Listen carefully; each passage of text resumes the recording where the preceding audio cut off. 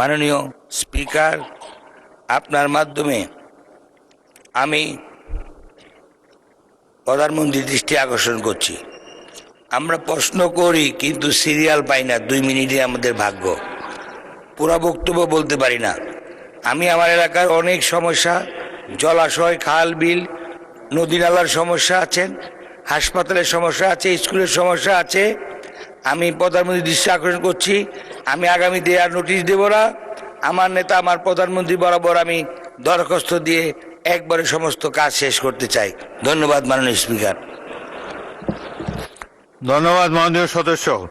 Robert ব্রুসের কথা শুনেছেন, তিনি একের পর এক চেষ্টা করে গিয়েছেন, বছর পর বছর।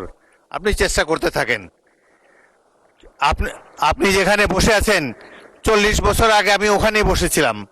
ওখান থেকে এখানে আসতে 40 বছর লেগেছে। চেষ্টা করেন।